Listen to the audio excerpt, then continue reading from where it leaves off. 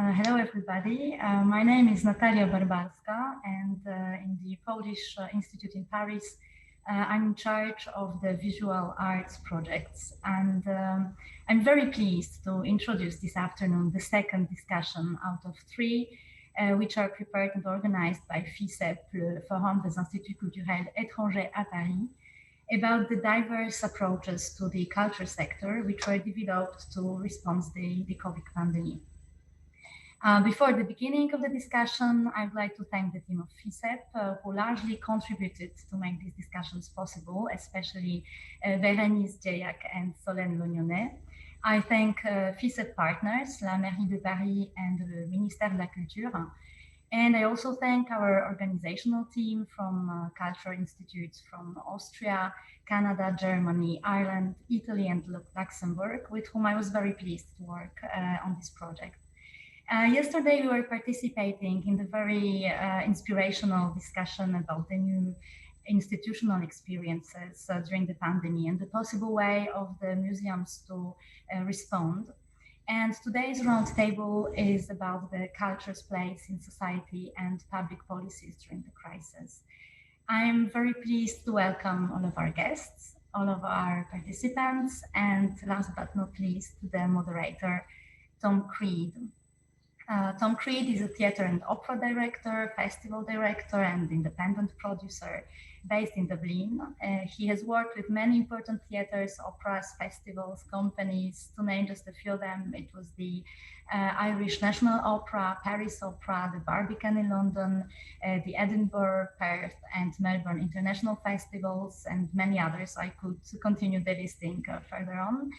And Tom has been also a member of the National Campaign for the Arts, who have worked to ensure the recovery of the Irish art sector during and response to the COVID pandemic. Thank you very much for your presence, Tom. We're very happy to have you today. You're very welcome, and well, I'll let you continue the discussion. Thank you. Thanks so much, Natalia. It's really nice to be here. Thanks to Bérénice and everyone at FICEP for making this possible, and especially to Nora at the Centre Culturel Irlandais in Paris, who made contact originally with me about this. And it was really nice to come and do this because I've twice been an artist in residence at the Centre Culturel Irlandais. So I know absolutely the importance of the work that FICEP and its members are doing in Paris and around the world. So I'm here speaking to you here from Dublin, where I work as a stage director in theatre and in opera. And since March, we have, like everywhere else, been dealing with the pandemic and with the lockdown and with the implications for the cultural sector. In mid-March, the cultural sector was one of the first to close down the day of the announcement. Mass gatherings were banned. So before the restaurants or the pubs or the schools or anywhere else, the theatres and the galleries and all of the art spaces were closed. And you know, an industry that employs more than 50,000 people in Ireland had to close its doors. I'm a member of the National Campaign for the Arts in Ireland. And the National Campaign for the Arts is a volunteer-led grassroots movement that makes the case for the arts in Ireland. We work to ensure that the arts are on local and national government agendas and are recognised as a vital part of contemporary Irish life. You know, the National Campaign for the Arts came into existence in the last crisis, in the context of the financial crash and all of the cuts to public investment that happened at that time. But I don't think anyone was expecting that we would have another crisis of even greater magnitude so soon. But I guess having been forged in that previous crisis, we were already equipped to deal with another crisis. In Ireland, our campaign really started when in April, the Culture Ministry announced an investment of €1 million in the cultural sector for the crisis, which was not a lot, and which was specifically for artists that were required to create new work and put it online, or to stream concerts of existing work on Facebook. So, you know, the reaction was quite overwhelming, actually, from the art sector. On the one hand, the pressure being put on artists to create at a time when people were just trying to survive in order to get a very small investment. And on the other hand, artists being required to work with a multinational organization such as Facebook and put their content out as a way of receiving investment. And so as a result, it really galvanized the artistic community in Ireland. Immediately, we discovered the value of this kind of technology.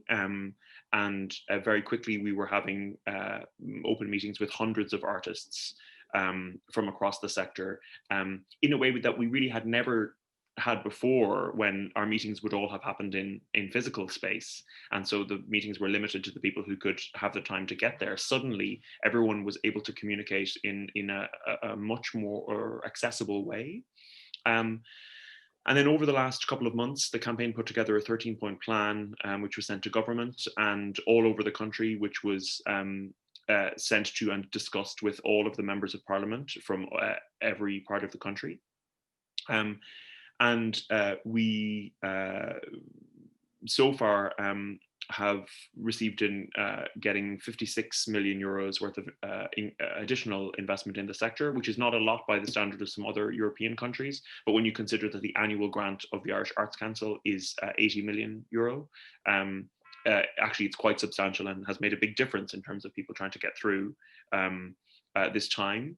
At the same time, there are various social protection payments, a pandemic unemployment payment to freelancers and to people who've been made unemployed, and a wage subsidy scheme to employers, which includes many arts organizations, which subsidizes organizations to keep their staff on the payroll while their income has been reduced as a result of the pandemic.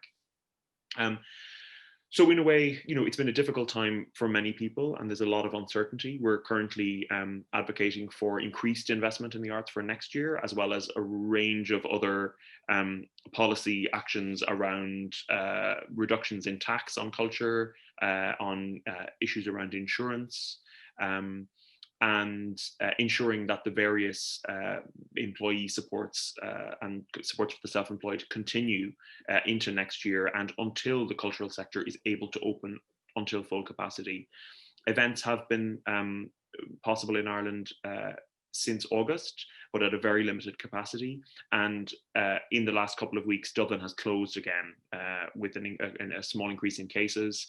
Cultural spaces and indoor performance venues have had to close again. So, we know that we're going to be dealing with these rolling lockdowns in a way for at least a year. And so we're working very hard to ensure that that the sector is supported and is able to survive during that time.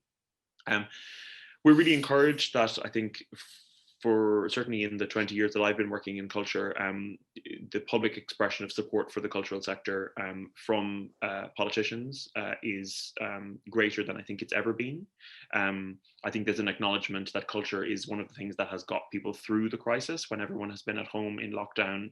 The TV programs and the books and the music and the streaming operas and stage productions that people have been watching. Actually, people have been consuming more culture than ever before.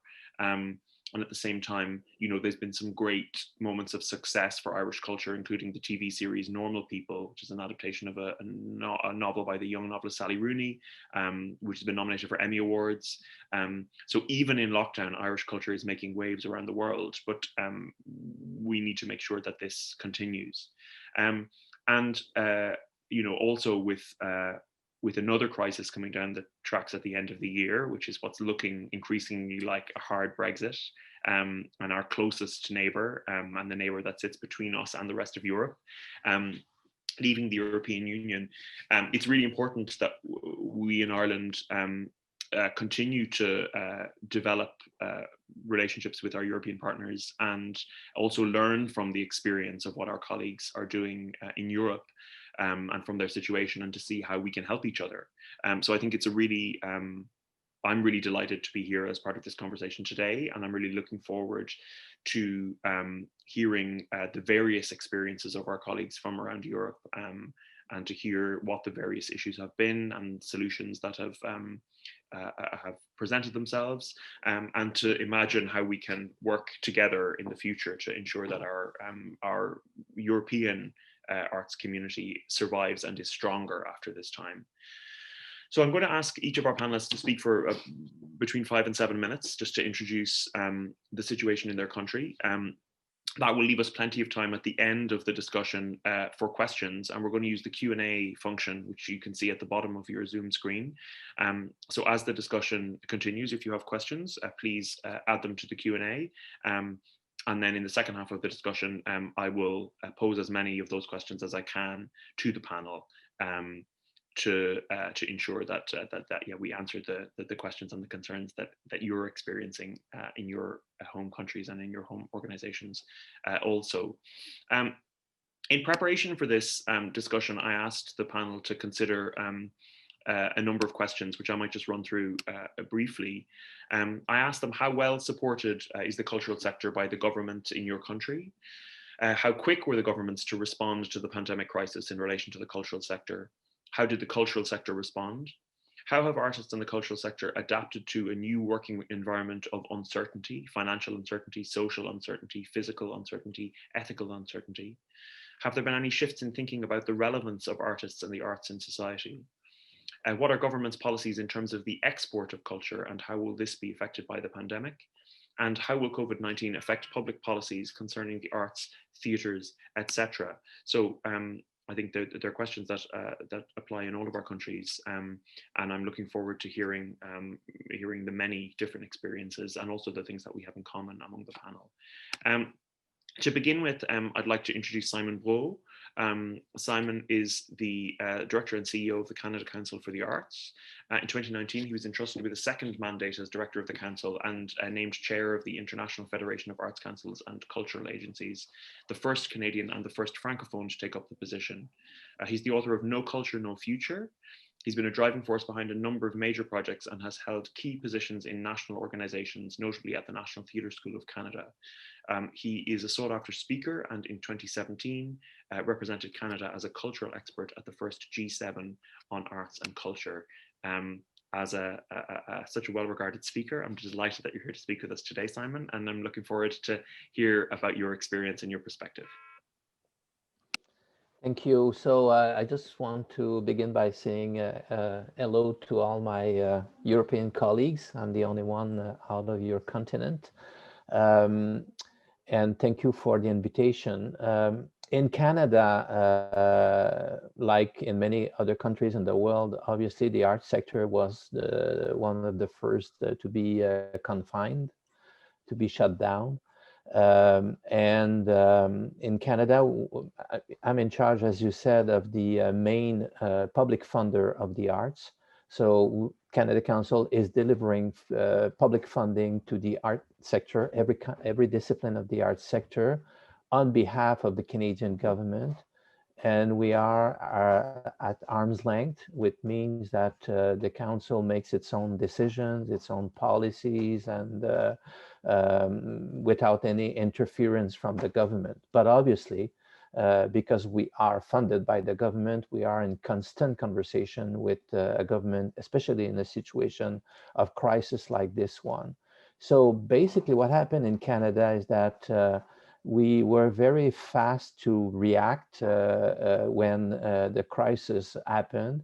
And we entered, I would call it for the Canada Council, a new territory, which is really emergency funding. It's something we don't do normally. Normally the funding that Canada Council is attributing is driven by considerations around the quest for artistic excellence, feasibility, impact. I mean, our regular programs and what we do normally is that we get applications, and those applications are evaluated by peers, by a peer assessment process, and then companies and individuals are awarded to advance their artwork.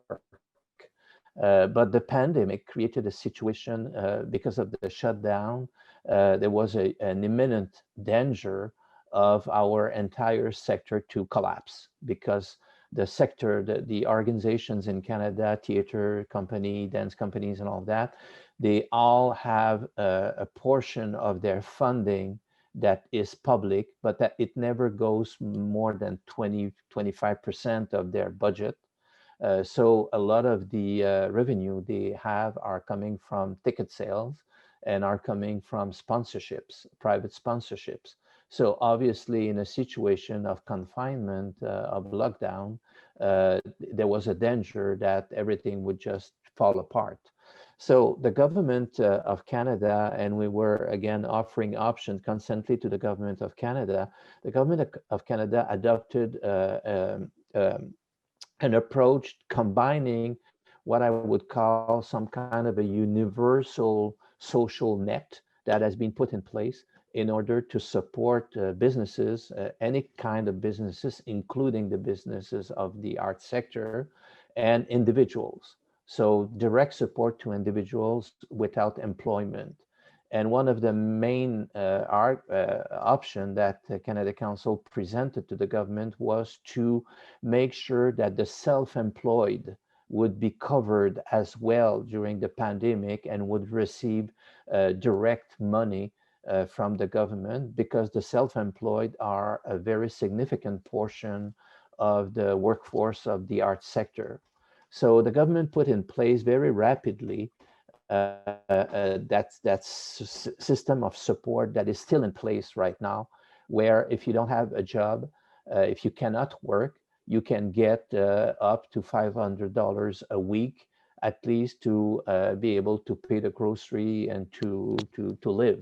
So, and obviously that represents billions and billions of dollars for the entire country, but also for the art sector. And it is probably the first time ever that the art sector has been treated at par with any other sector of activity in the society in terms of the universal measures. There were also sectoral measures, so measures that, emergency measures that have been put in place specifically for the art and the cultural sector and the cultural industries, on top of the universal measures taking care of individuals. So over the Canada Council, we made a lot of very quick decisions to pay in advance the annual grants of the company without any expectations that the companies would produce what they were supposed to produce with our grants. So we did that very rapidly. After that, we received money, $60 million from the government in order to support organizations. And the way we distributed the support was with a formulaic approach. So we basically distributed 25% of what those organizations would have received on average over the last few years, just to help them to keep the light open and to go through the first phase of the crisis. And we are now expecting another package of emergency measures, because the crisis, the pandemic is not over. And not only it's not over, but what we see right now in Canada is that since August, like in other countries, there was a partial deconfinement. There was theater companies, libraries, museums reopening with limitations because of physical distanciation measures. But what happened this week, Monday, in one of the province where I'm from, actually Quebec, there was an announcement by the premier that that all the cultural places would be again closed, because we are now entering in the second wave of the pandemic.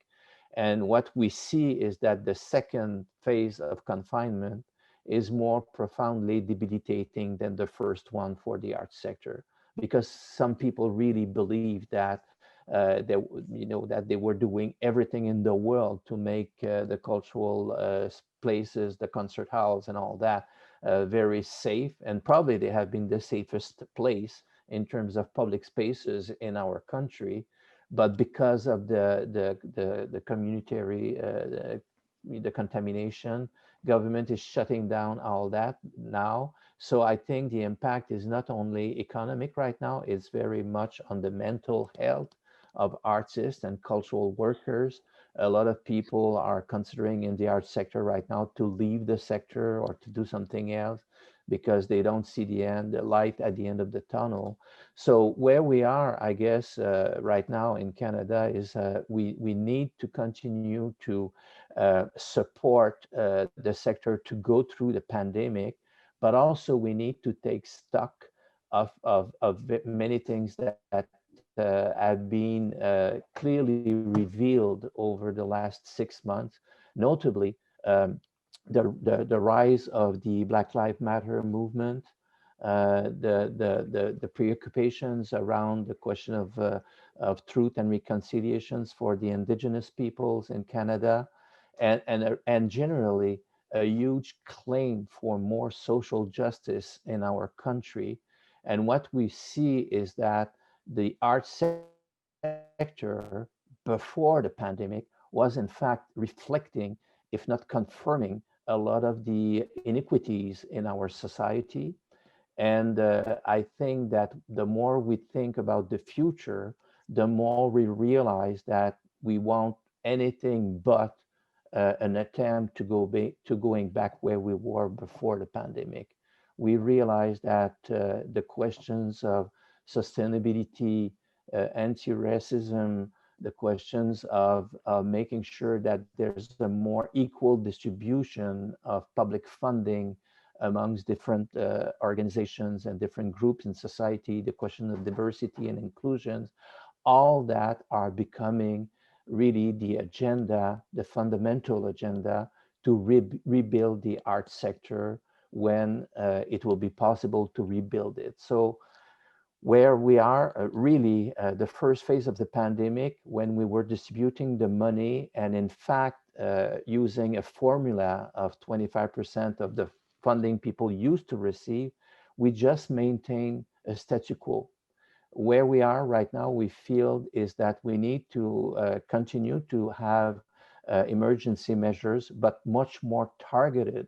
They need to be, in fact, acknowledging plans for the future in the arts sector of our country. So in a nutshell, this is where we are in Canada, and I really look forward to hear where other countries are and to participate in the discussion. Great, thank you, Simon. It sounds a lot. You have a lot in common, I think, with Ireland, and I think we were certainly, Canada was one of the countries that Ireland was looking to. If I just have one very brief question, how quickly were you able to turn around the emergency funding and get it out to the organizations?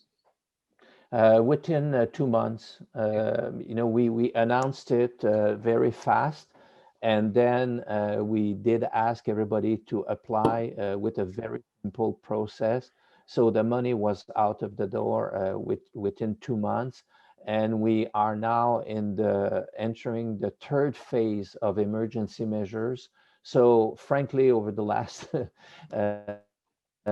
my staff is exhausted because we have been, since day one of the pandemic, really trying not only to think about the future and plan and all that, but also to distribute the money in the fairest way possible. So we moved very quickly, and we will try in the next few weeks to understand what has been the exact impact of all that money that went to the arts sector over the last period of time. What did it change? It's always difficult to measure the impact because we are now working with the notion of financial needs, but as you know, it's not a neutral concept, financial needs. The needs are expressed by people, especially by organizations, according to a set of values that eventually will need to be questioned. Brilliant, thank you. Next, we're going to hear from Elvira Frosini and Daniele Timpano from company Frosini Timpano. They're authors, directors, and actors of the Italian contemporary scene who share since 2008 a common artistic path. In their works, they deconstruct the narratives of history, analyzing society from a vast material which constitutes the contemporary imagination and consciousness. Their texts bring to the stage a complex theatrical mechanism in which the actors' authors are always in dialogue with the public, putting into play their perturbing relationship with history and culture. Their texts have been published by various editors and have been finalists and winners of many awards. Elvira and Daniele are also joined with their colleague Isabella Di Cola, who's the head of programming and European projects in the ATCL, which is the theatre network of Lazio region. So Elvira and Daniele and Isabella, thanks for being with us, and it would be great to hear a little about the experience in Italy, but also, I suppose, particularly be interesting to hear about your experience as artists in this context. Yeah, thank you. Yes, we will speak about our situation in Italy, and also our experience as artists. This is the crisis reaction policies towards the cultural sector in Italy have not been quick, and they have not been sufficient and clear. Okay, speaking of theater and the performing arts in general, there have been two types of interventions. The first aid has come from the Ministry of Culture towards the whole system of public and private theaters, companies, and production centers counted in the FUS, F-U-S, which is the National Fund for the Performing Arts in Italy. Public subsidies for the year 2020 have been confirmed for all those having access to the FUS, whether it be a theater, a company, or an institution. In April 2020, the authority anticipated the 80% of the yearly financed amount without asking to report the expected criteria. But at the present, the authority has not yet published the full year, the full set of criteria to be applied for the year 2020 and 2021. Okay, both years will be regarded as 2 years of a transition, but we still don't know what exactly this means. The difficulties of small venues or association that do not fall into the FUS supported category are mainly dealt at local and regional level through public calls. The second kind of aid has been distributed by the central government directly to single artists, creative workers in general, which have received special subsidies for the months of March, April, and May 2020. Unfortunately, the bureaucratic machine has been so very slow and dysfunctional that, for example, to share our situation with you, we are still waiting for the money that we were meant to receive in April and May, personally. Okay, this is very briefly the general picture. But the real problem, we think, is that the public financing system for the performing arts does not reflect the present condition of this sector. And this has been so for an awfully long time.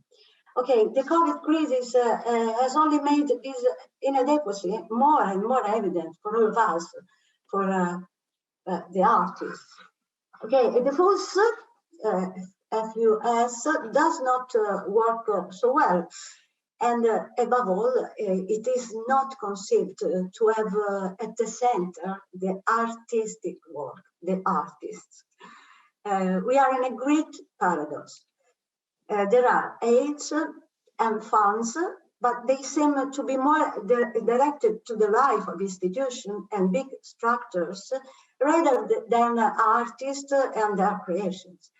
The artists and their work processes are not protected. We are not protected. We think that this is quite the core of the question in Italy. In lockdown phase, and still today, we have had many meetings, many exchanges of ideas, many discussions, both public and private, with other artists, rediscovering the importance of rebuilding together a common consciousness of artisthood We think that we need extraordinary thinking in such an extraordinary moment. We need brave public programs to find more resources and create more possibility for artists, making sure that they can go through the hard time, this hard time, by working, researching, creating. Okay, we are asking for that the role of artists in society could be without together, focusing on the research work that each artist faces, and not only looking at the final product as a market product. The role of artists in the society should be rethought for us, and as well as the society should be rethought in this moment, we think. That's all. Thank you so much. The situation of individual artists is crucial, I think, and I think we're seeing in other countries where the organizations have been prioritized, but the situation of individual practitioners is more difficult. And I think here in Ireland, there were also a group of practitioners who are really falling between the cracks, and those are the people who are working in production and technical support, and where they are neither eligible for business supports from the business department or from the bursaries or research grants for artists. So actually all of the people that the performing arts depend on, and who might also work on rock festivals and other kinds of exhibitions and performances, are really struggling, and the need to build a system that really supports everybody is really important. And thanks so much. Now we're going to hear from Yvonne Gimpel. Yvonne is the general manager of IG Kultur Österreich, which represents the interests of more than 800 independent cultural institutions and initiatives in Austria. And advocacy activities and hands-on services aiming to improve the working conditions for culture professionals are at the core of her work, focusing on contemporary cultural expressions and community-based initiatives. Prior to IG Kultur Österreich, she worked at the Austrian Commission for UNESCO, serving as Deputy Secretary General and focal point to the 2005 UNESCO Convention. And she's engaged in numerous civil society platforms and networks. And since 2019, she further serves as chairperson of the Austrian Culture Council, the umbrella association of interest groups in the field of art, culture, and media workers. Yvonne, it would be great to hear your perspective. Thank you so much for the invitation and for the preparation, the questions you sent us. It's quite a lot to think about, and I think we could talk for hours just to give you one national perspective. So I'm making it myself easy because yesterday I have been to a theatre play, and there was a wonderful introduction, and I would just like to share it with you because it was Aktionstheater Ensemble, so from performing contemporary arts, reflecting on the situation they are facing right now. And it goes like this. The world seems to have gone off the trails. The pandemic inspires the return of national populists. The gap between rich and poor is increasing. Nature threatens to collapse. But we as performers, we are happy after months of lockdown to be finally back on stage again. Naive and full of hope, somebody says, the arts will rescue us. And at the same time, a slight feeling of uneasiness emerges. The relaunch, the return might not happen. Saving the world will not be that easy. And we feel like we return to our supposedly safe haven of bourgeois values and habits. Sorry, this is my emails. So of course, I'm not an artist myself, and that's why I wanted to give the voice to an Austrian artist. I'm more working in the field of advocacy and really giving advice to cultural venues, cultural initiatives, and how they can survive this crisis. And to sum it up, the feeling is very strong that the COVID-19 crisis was a moment of truth, where all the sweet talk and all the symbolic appreciation of the arts and culture by the political stakeholders didn't stand its ground. It was really the hard facts where we had the strong feeling that while in all the public speeches, this always referred to art and culture being a culture where a nation where the culture is so important, this was not reflected by the reaction in the crisis. So to the first question, did the policy level react, and how long did it take that it reacted? I think it's reflecting what you said. The sector was really the first one affected by the crisis before all other sectors, and a couple of days later in March, there came the complete shutdown. But when it came to the question of emergency support to just ensure the survival and compensation for the loss of incomes, there's a strong feeling that the art and culture was the last on the priority list. And in fact, it's a very loud outcry of artists and biocultural institutions, leading to the step down of our Secretary of State for Culture, because the protests were so strong. So why is this? I think there's one reason. The intention was to draw up support schemes which serve all sectors, like have a universal approach. And the state was quite quick to draw up this universal support measure, but didn't take into account the working realities in the art and cultural field. So even though there was quite immediate after the crisis support scheme, most of the cultural institutions and also the individual artists, the self-employed, the freelancers, those who work in different projects at the same time were not eligible to apply and to get any kind of support just to really pay their everyday living expenses. And it took 4 months until specific measures were implemented which gave support to these kind of artists. And there were quite a numerous field of different support measures, where we're facing right now a situation where most artists are a little bit lost where to go and to get real support which fits their profile and their social security status, their income situation. And beside this moment of truth, what was also very obvious, or became very obvious during the crisis, were challenges which were pre-existing. So it brought to the really forefront all the challenges we're facing since years and try to advocate for improvements.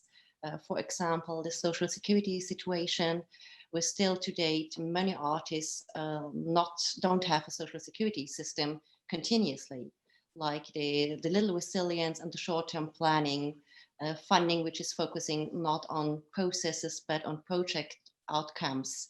So there's little financial leeway to navigate such situations of crisis, but also in general the precarious working situations, which is not only true for the arts and culture sector, but for many different fields in society as well. And these challenges became very, very obvious during the crisis. Well, the crisis is still ongoing, and it's feeling like we're running a marathon, not knowing how long it will be.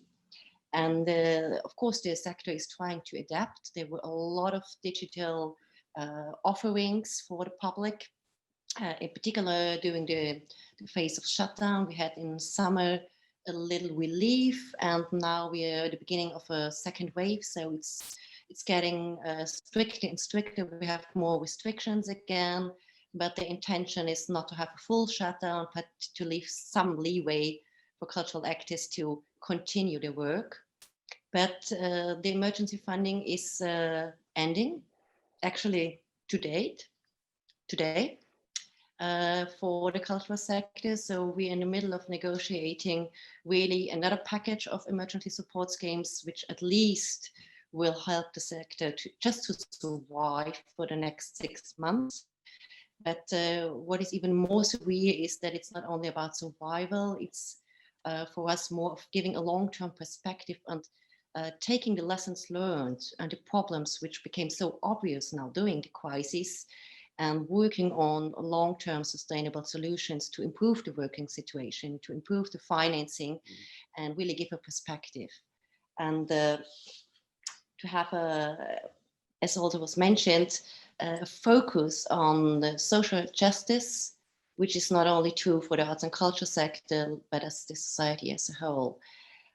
What we are seeing right now is a bias also within the cultural sector, as the chances to really get over the crisis distributed very different. And for formats which are very, I would call them traditional or maybe even conservative, where you have a limited number of audience on the seat, in the dark room, not speaking, not engaged, it's much easier for them to continue the program. But everything which has to do with participatory formats, with children, with young people, is really fighting to survive, because if you're having social interactions, of course, during the crisis, you can't continue the program. And we're also seeing that many artists, as we are, exhausted and looking for different ways to make their living in the future. So we are a little bit afraid, but I'm not a fortune teller. I can't tell that we might lose a generation of young artists who is right now at the beginning of the career, but has no real perspective, as we don't see the light at the end of the tunnel so far. And that the possibilities like today, where we see that the cross-border interaction through digital means is so easy, or can be so easy, is not used, but that we have a very strong national focus, also when it comes to cultural policies, which is only looking at who are Austrian citizens or EU citizens, but not thinking at all about all the artists who don't have this kind of citizenship, but used to live here and were part of the very viable art scene, and are now leaving the country because they can't survive here without any support. So it's a little bit pessimistic view, but I hope you excuse, it's also a result of 6 months working with a very small team 24/7, and we are also exhausted and looking for the light at the end of the tunnel. Oh, thank you. I think all of our sympathies are with you, and it's interesting to hear that, because I guess there is a sort of a perception that culture is better supported in Austria than in other countries. So it's interesting to hear that the struggles are the same, and even more difficult in some ways. Thank you so much. We'll move on now and hear from Paul Ingendaay. Paul is the European cultural correspondent for the Frankfurter Allgemeinen Zeitung. And after studying literature and philosophy in Cologne and in Dublin, and then a PhD at the University of Munich, he began his career as literary editor of the Frankfurter Allgemeinen Zeitung. He's been a cultural correspondent in Madrid and now in Berlin as a European correspondent. He's contributed to various magazines and newspapers, and a regular contributor to the cultural programs of German public radio and the television program Kultur. He's also known for his commitment to literature. He's published essays and novels. He's also the co-editor of Patricia Highsmith's work in German. And he also programs and hosts public readings by well-known film actors of classical texts at Lit Cologne, Europe's largest literary festival held in Cologne. So Paul, it would be great to hear a little bit about the German experience, and also about maybe some of the initiatives that you are involved in and how they've been affected by the pandemic. Yeah, thank you very much, Tom. It's great to be here. Thanks to all of you sharing this, because this is one of the few times I have been doing this, actually. So just to start on the private note and make it very brief, all the activities had to be canceled this year, meaning we had a wonderful evening planned for March for the Lit Cologne, reading a Jack London evening with a new German translation and a great actor reading Jack London. I had a 2-hour program planned and written. All this, of course, couldn't be done, and the next idea will be June 21. So we're more than a year into the future. That is on the private level, plus, of course, many other things, ideas like moderating evenings. I don't have a new book out this year, luckily, so I don't have to give readings, but I wouldn't have given readings anyhow. We did have in Berlin, and that might be interesting for you, I think what will be at the end of the year the largest literary festival in all Europe this pandemic year, because it was the ILB, International Literature Festival Berlin. They luckily planned in March, April, during lockdown time, very carefully, and then they built up from there as we got more liberated, or we thought we would be in May and June. and the figures would be better. So we had a number of artists coming over, like Polish writers like Olga Tokarczuk, Mario Vargas Llosa from Spain coming over like in person, which was very good, at least to have a little semblance of a literary festival here. Vargas Llosa shaking hands actually with people, like physically shaking hands. That was impressive to see, but it was his Peruvian way of saying, no, we give embraces and kisses and we don't want to stop doing this. Okay, this might be not very careful on the one hand, but it was also a dose of optimism on the other hand. Coming to the German situation, it is on the one hand very good, on the other it is almost as bleak because people are very confused. The good side is that there's an incredible amount of money involved here. And when I say that, I need to make one distinction beforehand, which is in Germany, culture is really a thing of the regions and the cities. So officially 85% of all the budget, all the funding comes from the regions, the Länder in Germany. We are a federal republic, and the cities. That has changed a little. So the state has not done its own 15% share. They have thrown together a huge amount of money. And for culture, we're talking about 1 billion euros. And I was there when our minister, Monika Grütters, presented part of that program. And they were dishing out money continually over months. And there's a huge debate now, not only because where it goes to, who gets at the money, but what is it really good for, and will it land with the right people? I mean, are the artists and the freelance people we're talking about, and I heard about from our Italian friends, are these people covered enough compared to other groups? I just want to make this brief in the sense that I don't want to give you too many figures, but I need to give you a few to give you an idea of the chunk. Just keep in mind 1 billion euro state money, right? And we have almost half of it going into cultural infrastructure, as it is called, and 1/4, 250 millions going into investments to do with COVID-19, like glass screening, personnel, masks, you know, extra corridors for letting people in and out of venues and that kind of thing. Then digital offers, they receive 150 millions because we need to digitize partly our world to make it feasible to hold cultural events or, you know, show art at all. And the final bit, 100 millions going into extra needs of already subsidized venues in Germany. So that is very abstract on the one hand, but to give you an idea with like 4 or 5 different groups, for example, dance and ballet, they received 20 millions, right? That was thrown at dance and ballet. Literary translators get 5 millions. Bookstores get 10 millions. Publishers get 10 millions. Film production gets 50 million because they need a lot more money, as you all know. And finally, circus people get 5 millions because they also belong to culture.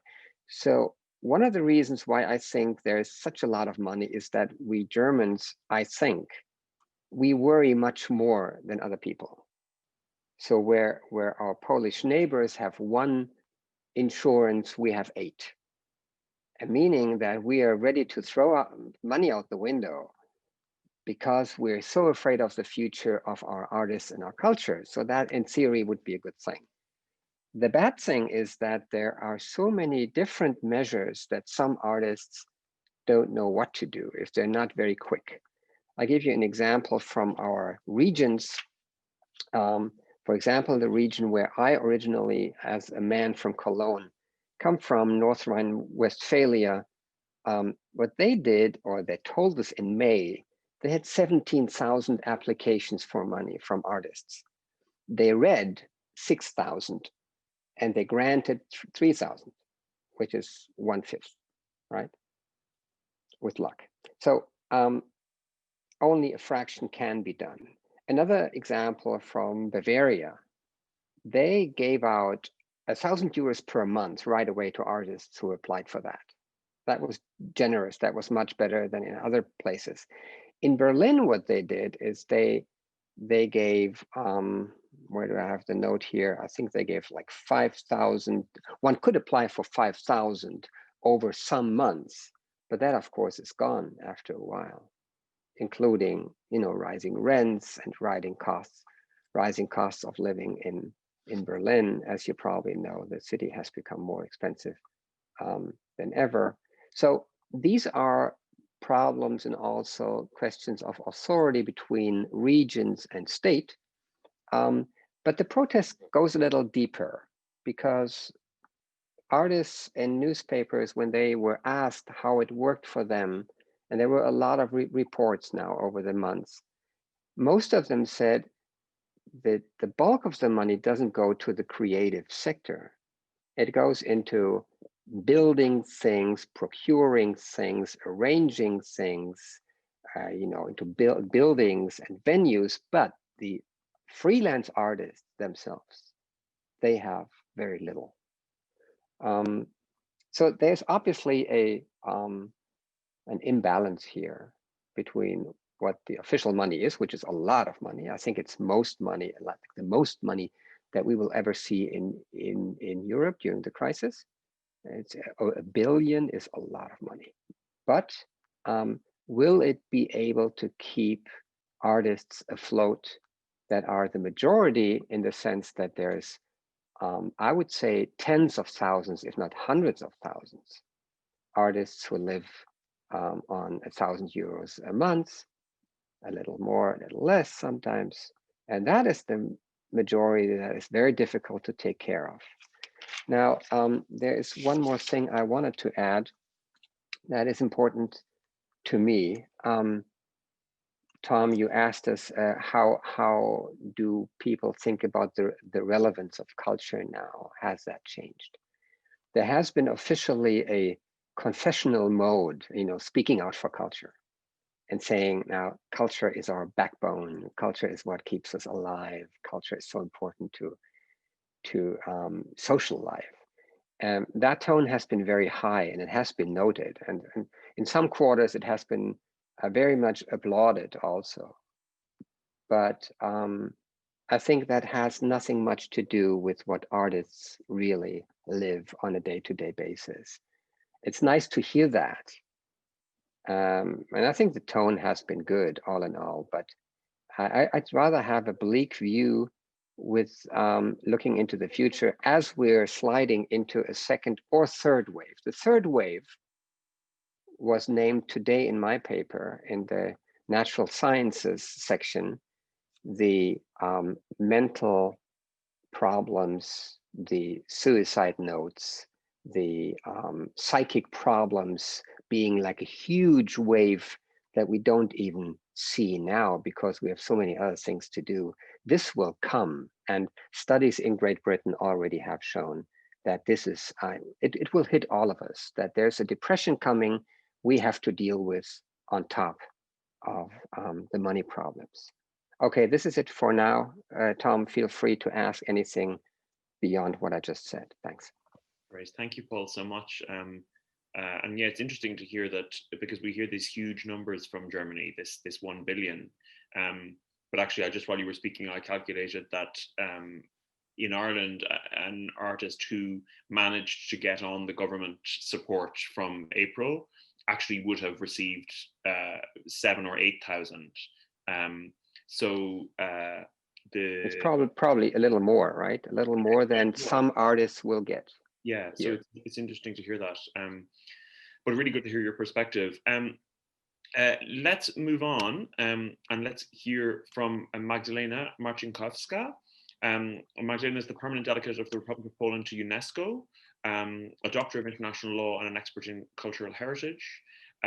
She's the author of numerous publications and scientific works on cultural heritage law.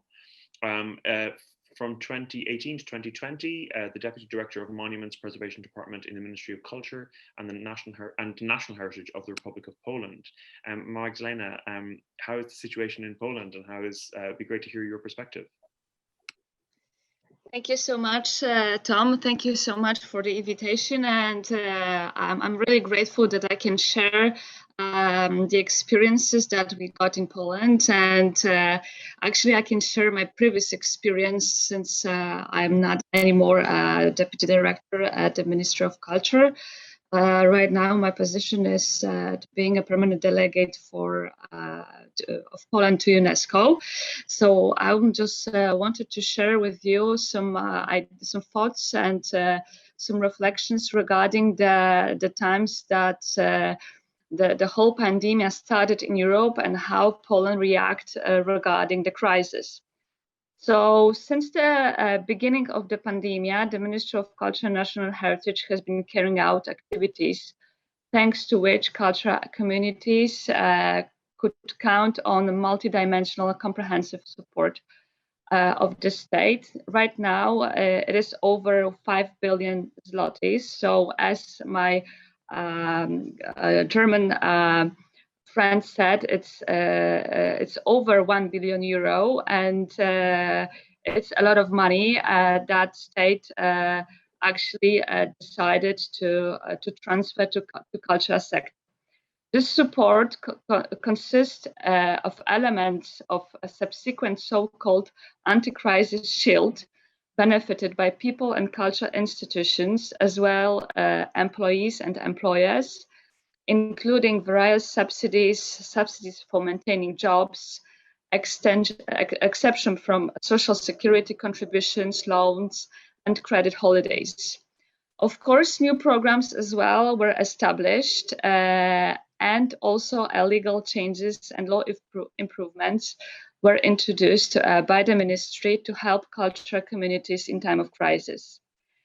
Since the early beginning, we started what was called at the ministry count losses, meaning how many amount of money can we actually count regarding the previous, regarding the lockdown and the events that will not happen in the way that they were planned. The ministry introduced a program which was called Culture Online, with the budget of 80 million zlotys, which is about 20 million euro. The 60 million zlotys went to the program, went to companies, NGOs, and local government institutions, and 20 million were precisely devoted to individual scholarships in the purpose to organize online events, since the artists and some institutions could not express live, only they need to move to the online performances. And this program basically enabled the presentation of artistic creativity online, and this was the purpose to help as fast as we can artists and NGOs and companies to introduce their work online. On the other hand, there is also a financial support for institutions employing people of culture, which was also very important for the Ministry of Culture and National Heritage, as well as to give scholarships and allowance for artists and culture makers who, due to the pandemic, found themselves in a very difficult financial situation. As I mentioned before, this was the way that the 20 million zlotys were allocated, and over 6,000 allowances were already paid since I think it started at the end of April. So quite fast, and you know, it was like all hands on board regarding what can we do to support artists as fast as we can. And in addition to general support, there was also a view of the entire cultural community support programs, and also some programs have been developed for specific communities, such as, for example, the film industry. Thanks to the changes in the regulations, the authors of the films displayed only on digital platforms could apply for subsidies from the Polish Film Institute, and also a scholarships program for representatives of the film professionals has been also created to help those who are involved in the film industry. The other sector was how to help people who are, the employees of the museums, which are the site managers of the World Heritage sites and are custodians of the historical monuments. So also we improved the law, enabling them to get support, financial support, since the tourism could not be as the monuments tourism could not, the cultural heritage tourism could not be the same as it used to be. So this was our idea to introduce regulation which could help them site managers and historical monuments, which are the monuments with the highest legal protection in Poland, to help their employees. So that was the additional money as well. Of course, after let's say the end of the first wave came, we started to think how to open the museums, galleries, etc. So the special guidance has been introduced, how for the directors of the museums, how to behave and how to start opening their galleries. So at the beginning of May, some of the museums started to be open as well as park and culture monuments, those which were immovable. What is also worth adding that the support programs for cultural environments have been also prepared by the industry and community organizations, art academies, local governments. And we know that there is still a lot of challenges, and we are facing right now what is called the second wave. And as my previous speaker said, a friend from Germany, maybe right now even the third wave, we are actually seeing right now. But what the Ministry of Culture decided to do, the cultural sector was one of the first to be affected by limitation, and it will return to normal after the pandemic for the longest time, and this is obvious. And knowing that, on the 3rd of August, the Ministry of Culture and National Heritage announced the introduction of another new government aid, which is the Culture Support Fund, with the budget around 40 million, so which is around 100 million euro, for the artists who are dealing with dance, music, and also institutions, NGOs, and interpreters conducting cultural activities in the field of theater, music, and dance. And this is something that is a new improvement in this crisis situation, a new program. And the aim is to establish this cultural support fund is to ensure a stable functioning of the institutions and to maintain the current employment in the cultural sector. The compensation will apply to lost due to the pandemic revenues in the period from March 12th to December 30th this year. The Cultural Support Fund is another aid operation addressed to cultural sector. And of course, this is something that will be probably not the last improvement that we would like to introduce. And we are all learning how to attach and adapt to the new situation. And I think it is as much hard as for the artists themselves as for the people behind the governmental institutions to provide as much help as it is possible for those who are most needing it. Thank you so much. Brilliant. Thank you, Magdalena. Finally, or not finally, because we will also have time for discussion, but I'm looking forward to hearing from Peggy Wurth. Peggy is chair of ASPRO, the Association of Performing Arts Professionals in Luxembourg. And Peggy studied at the Wimbledon School of Art in London and the Royal Academy of Fine Arts in Antwerp. In 2003, she graduated in theatre design costume interpretation. Since then, has been a freelance costume and stage designer for many theatre and cinema projects in Luxembourg. In 2017, she participated in the creation of ASPRO, the Association of Performing Arts Professionals in Luxembourg, which she currently chairs.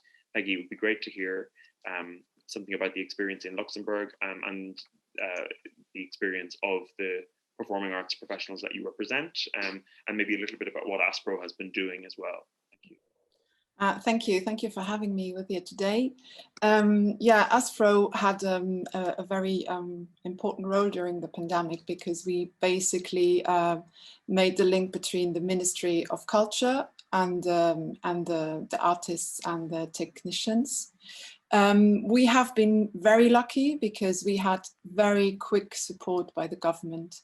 So really within days, we had a guarantee that there would be more money to support the artists during the crisis. In Luxembourg, all theatres and companies are funded publicly, either by the Ministry of Culture or through the city they are in.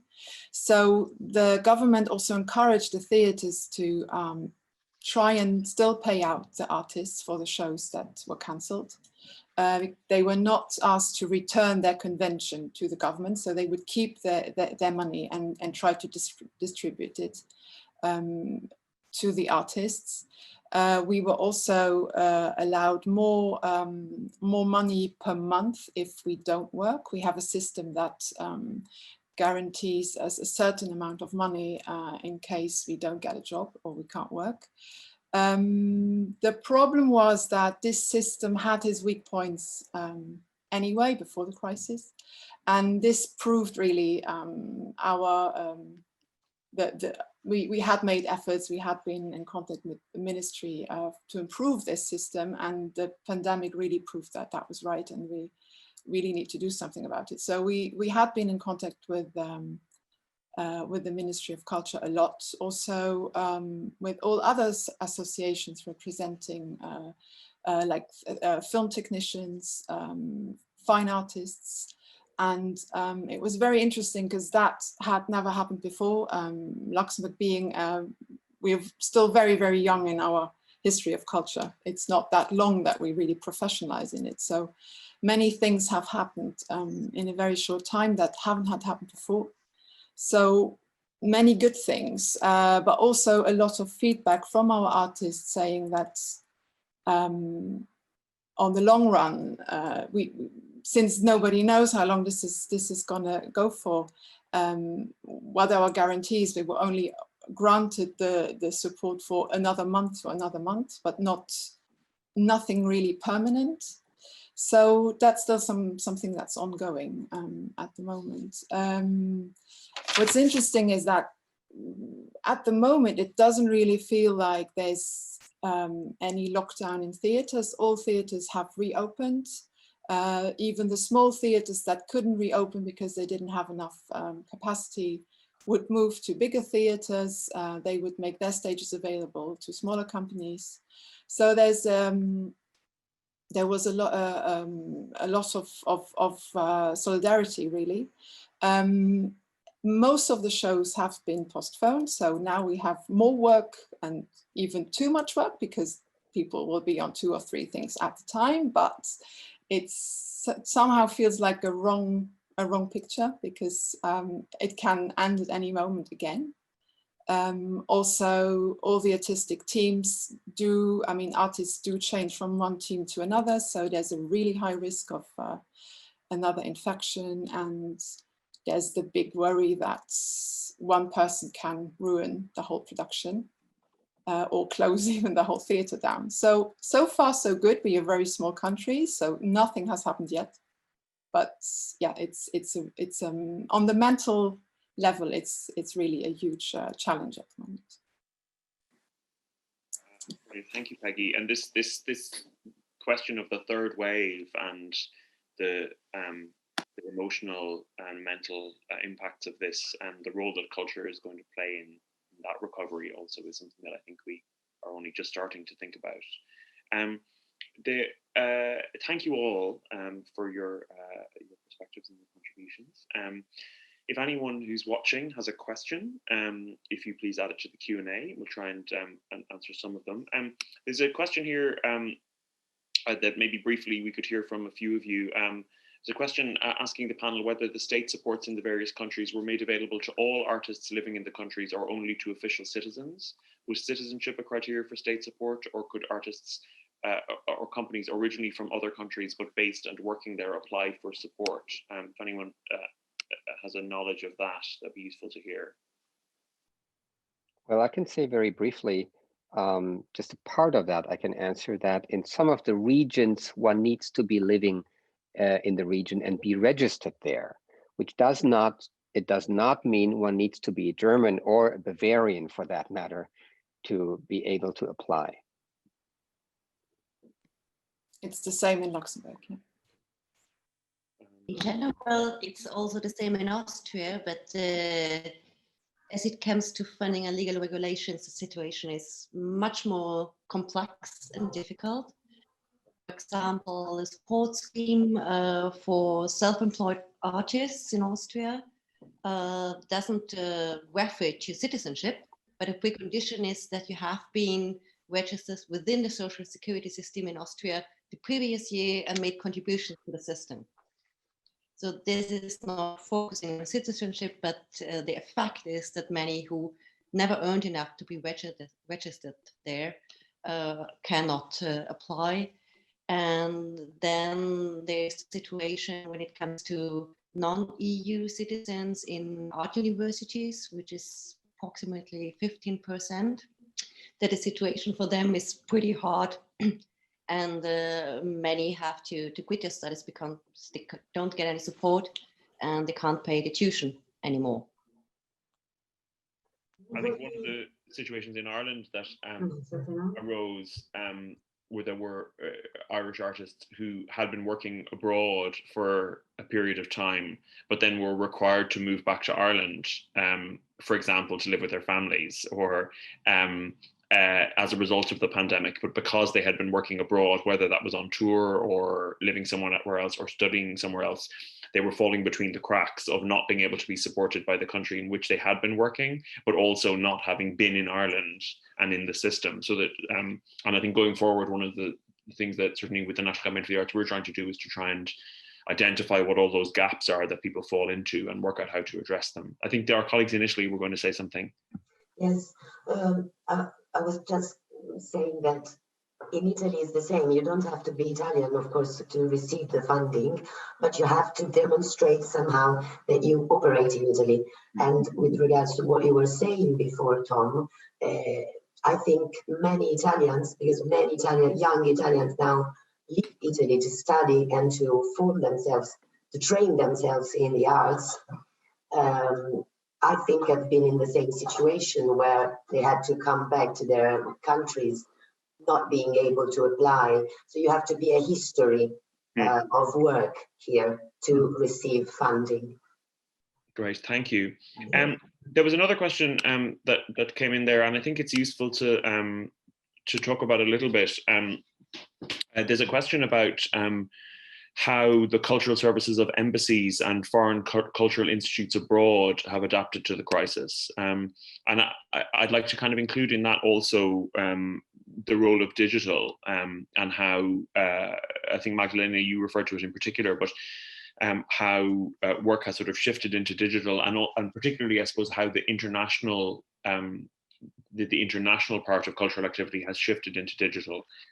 Certainly, I've found the various international networks that I engage with, the European Festivals Association and IETM and other networks, actually I felt way more connected internationally during this time than I do before. I've been on calls every week with hundreds of international colleagues.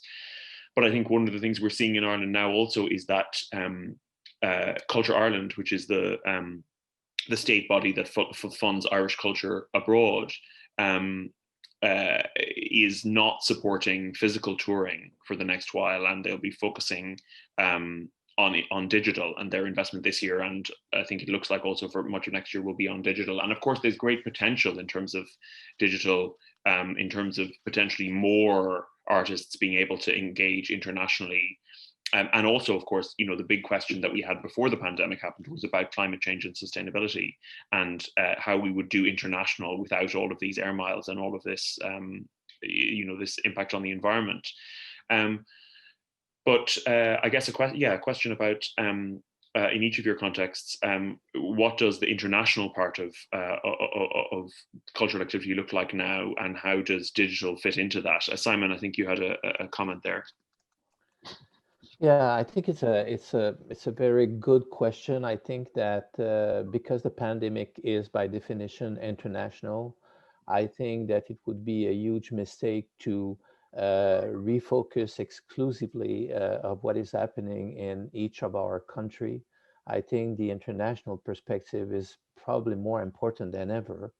And what I can see now, because of IFACA, but also because I'm dealing with Canadian diplomats all over the world, I think there is a kind of a renewal, a refoundation of what cultural diplomacy means right now. I think that one of the central questions in terms of cultural diplomacy is trying to make sure that it's about, you know, sharing values, sharing experiences in the way we face the pandemic, but also in the way we try to reshape or reframe many of the discussions about democracy, about public funding, about the role of the arts. And so I think those international conversations, those international exchanges are very, very precious at this moment.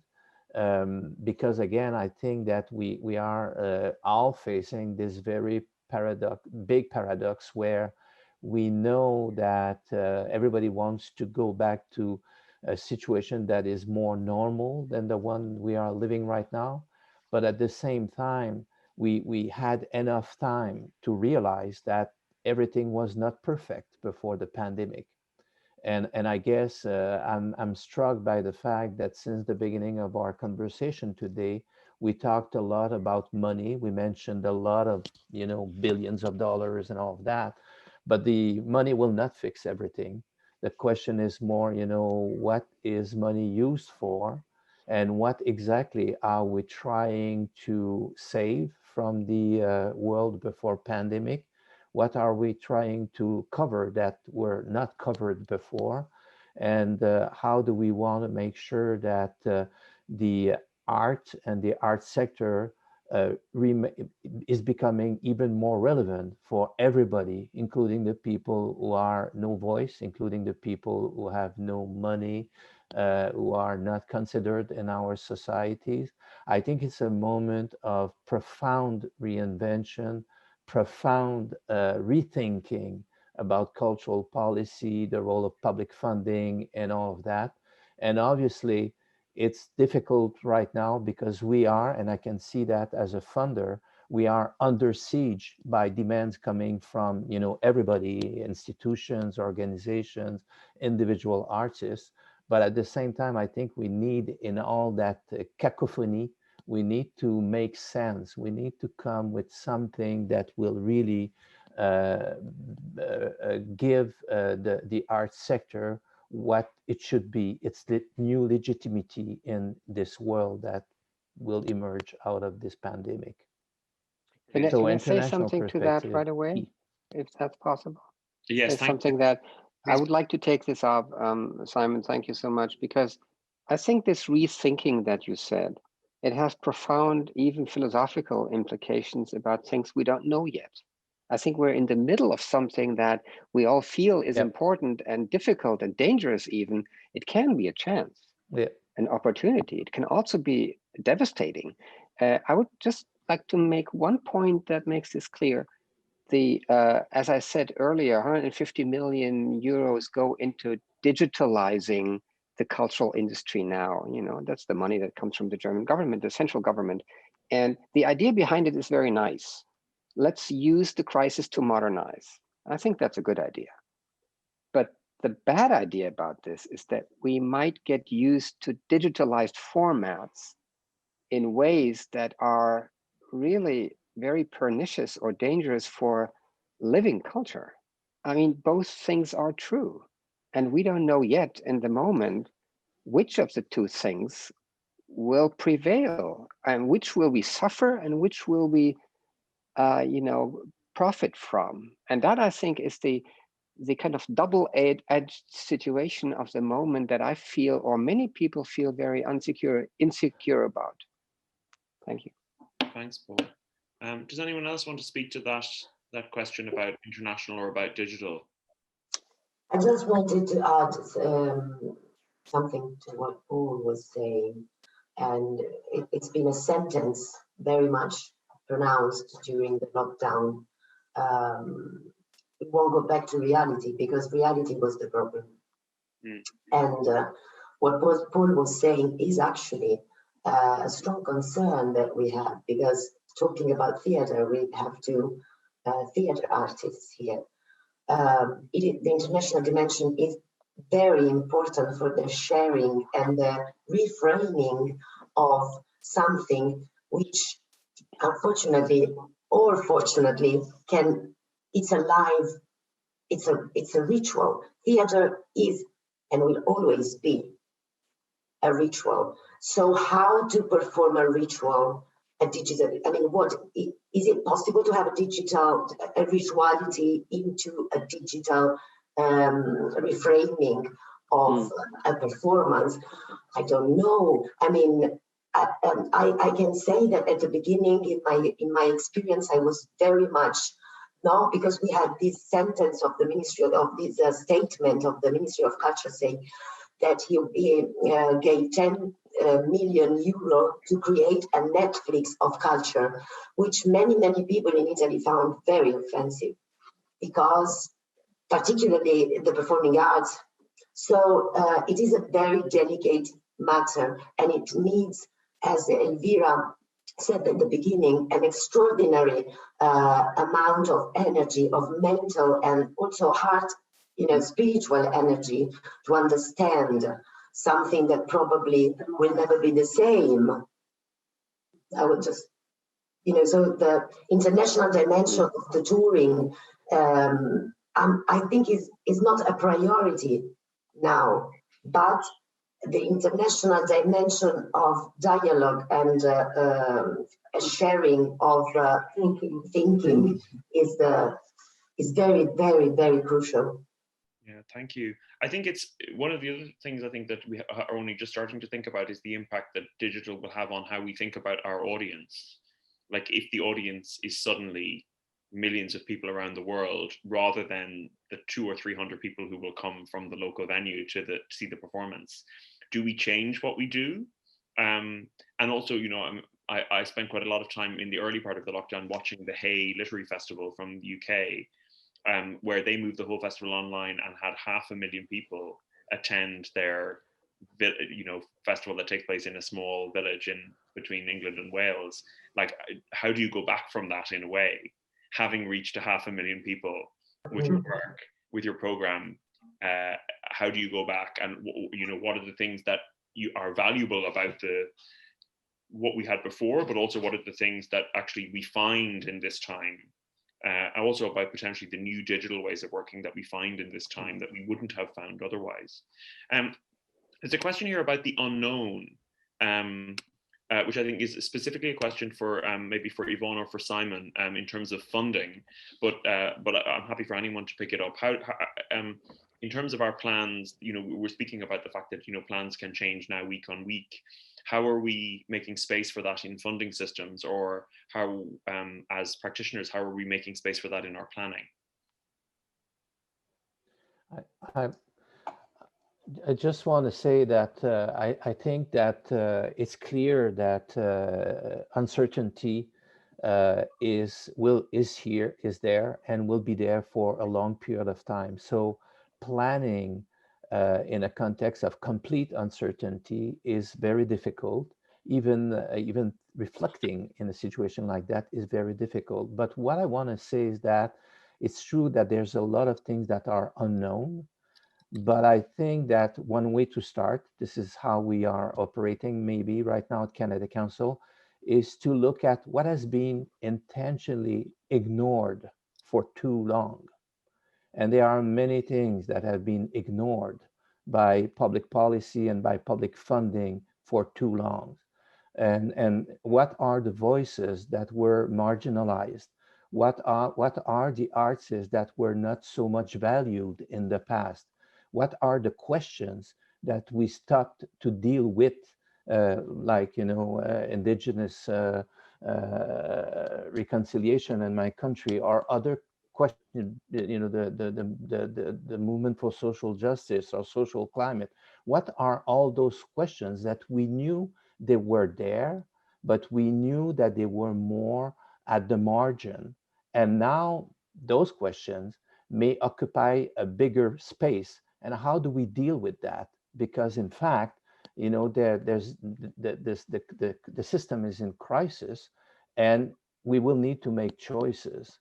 And I think this is something that is important for individual artists, for collective of artists, organizations, funders, and eventually politicians. There's a need for a reshuffle.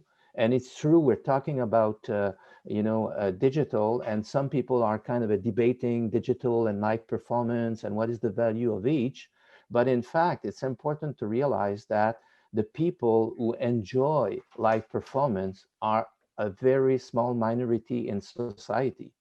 And right now, because of the pandemic, millions of people had the chance to see things and enjoy things and engage with that were not before. So this question of digital and democratization of culture, and I don't think digital will ever replace performing arts, living performance, but I think it can give access to a lot of content that a lot of people never had the chance to.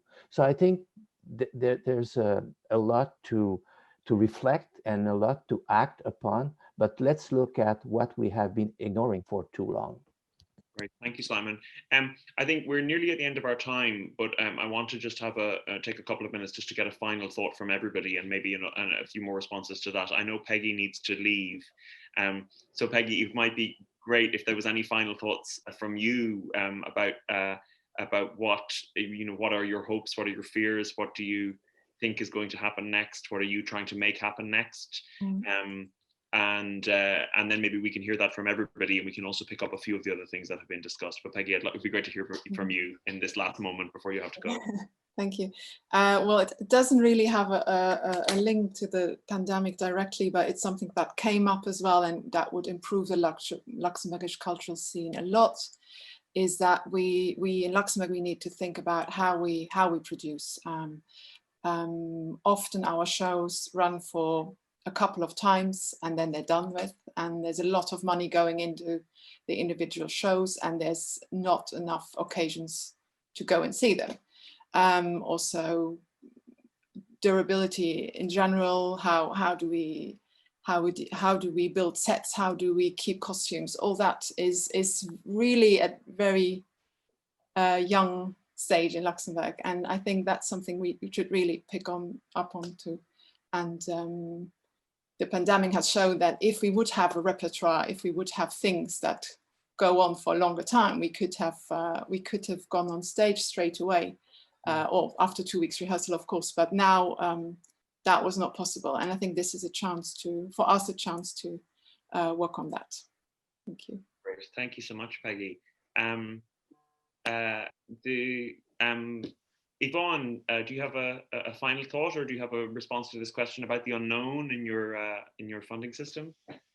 Well, I wish we would be a funding body ourselves, but we are not. So we are also waiting for the results of the budget negotiation, which are finalized these days for the next year.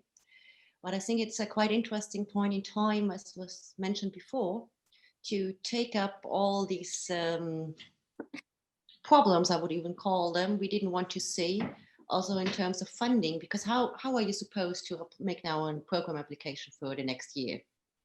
It is only speculation. And this gives the opportunity to really rethink the funding, also in terms of, are we funding production to production? Or are we funding, for example, a process, which with no real predefined outcome, but really as a process, an artistic process as such? Or are we funding the program of a cultural venue? Or are we funding like basic infrastructure and the program is, I'm not sure if you still hear me because some have been blocked. Okay, yeah, but I think that's a great opportunity.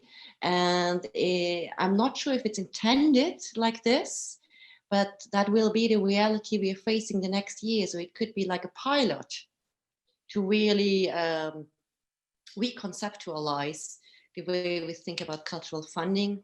Also in terms of, I would like to pick up the word which was mentioned before, democratization and participation. With whom are we working and how do we reflect on our relevance for society? And I think it will be more important than ever, because after the COVID-19 crisis, we will most likely have an economic crisis, and there's still a climate crisis. So arts and culture can really take an important role in this management and negotiation of crisis, but we're not there yet. Great, thank you, Yvonne. Magdalena, what about you? What needs to happen now? Thank you, Carl.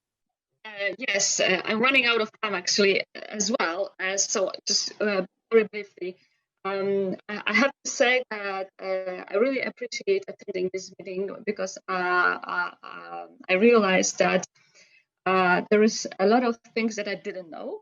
And so I learned a lot, and especially regarding sorry, I just missing the word in English, the practices in different countries. And I just wanted to also refer to the thoughts and reflections which Simon pointed out regarding cultural diplomacy. I have to say that being right now in my new position, it is very difficult in an international organization to actually introduce cultural diplomacy, since we are not allowing ourselves, we are not allowed to attend in a crowded meetings. We are not allowed to invite our artists to show the culture of our countries at the international level at the UNESCO headquarters. Since those restrictions that are not allowing us to express our cultures worldwide. And I know that right now, so some of the friends of mine who are actually the director of the College Institute around the world also are dealing with troubles of how to fulfill all the program for this year with all the plans that they had, and right now they need to move to online versions, or they had to postpone their exhibitions, their concerts, their lectures, their speeches, their workshops and meetings.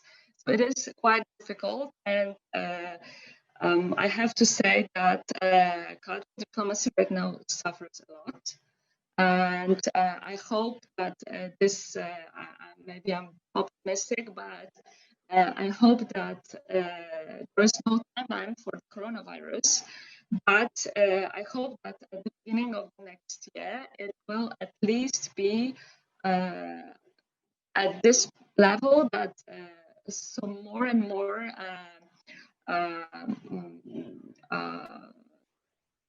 multicultural events would take place, and because culture is about people, culture is about the artistic expression.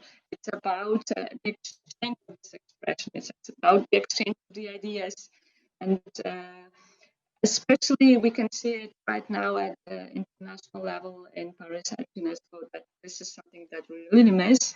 Even though we are meeting at the webinars, even though we are discussing about how to introduce some improvements, still we are missing meeting each other. And this is something that is, I think, important in time of crisis. I mean, directly, not online. Thank you. Brilliant, thank you. Simon, do you have a final thought? What needs to happen next? No, the only thing I want to say is I'm grateful for the conversation, and again I think that every time we have discussions among colleagues and different people in the art sector, we see how it is very complex, but at the same time we see that there's a lot of common challenges. And I think it's really important to address those challenges right now.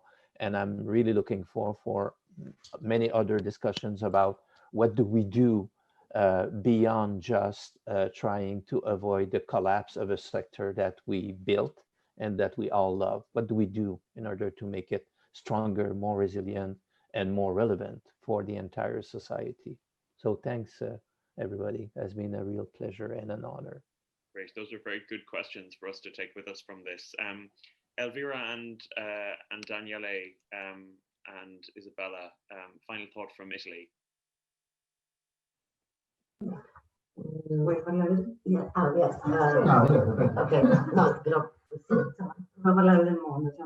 We are more just agreeing the final contribution, and we think something, because I work for an institution, they are artists, we are friends, and what we really agree is that we have to talk about the world, with society, and we have to somehow, considering that we agree with everything that has been said here, and we share the thought of Simone about this feeling that when we dialogue with each other, we do have many things in common.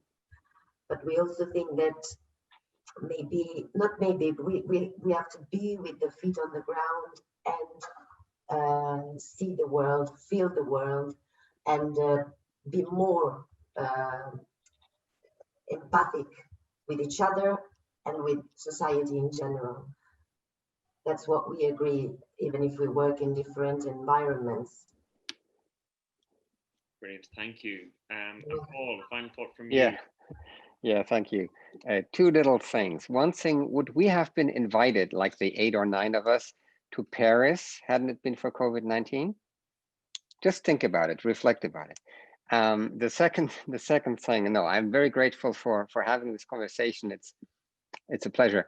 The second thing is that while I'm very certain I won't ever write a book on COVID-19 or that my times of crisis, like a personal essay or something, I am strangely very curious about what will happen artistically, performing arts, artists, visual arts, what will come out of this. I am curious in the sense that I am not in books. I don't know why that is, but I'll leave you with the idea that maybe the visual or the impact or the thing before my eyes could be stimulating for some reason. Somehow I am looking forward to something coming of that. Thank you. Thank you. I mean, in the darkest moments of this lockdown, I console myself with the idea that that during the lockdown at the end of the 16th century, when the theatres in London were closed for 1 year, Shakespeare wrote King Lear and Antony and Cleopatra and others of his major works. I also thinking about work like I guess thinking about from Ireland, but maybe our greatest work of art, which is Ulysses by James Joyce, which Joyce was writing during the First World War, but the war is not present in the novel. But maybe what Joyce was writing was a novel where he would write every novel that was ever going to be left, as if there was going to be no other novel afterwards, that the destruction, so that he had to write everything that there was. And so wrote this enormous book in all of these different styles to sort of try and write all the novels in a time where there might be no more novels. I share all of your fears and all of your hope about what can happen. But I think one thing for sure is that these conversations that we have across borders are going to be more and more important. You know, the idea, I think it will feed well into the discussion tomorrow also, for anyone who can attend, which will involve 5 directors of foreign cultural centres and embassies. In terms of actually thinking, like, what does international cultural relations look like now? And this idea that it might become much more about dialogue and about building collaborations, so that when we come through this time, international is not just about shipping culture around the world, but actually about building things together. So maybe let's leave it with that. And thank you to all of you for your time and for your perspectives. Your ideas and your inspiration, and thank you so much to FICEP and all of the organizations that have been involved in putting this event together, and thank you to everyone also who has tuned in to listen. It's a shame not to be able to see you, but it's great to know that you were there. Thank you for choosing to spend this time with us, and I wish you all the best for the rest of these strange days and for the better normal that comes afterwards. Thanks so much. Thank you. Thanks.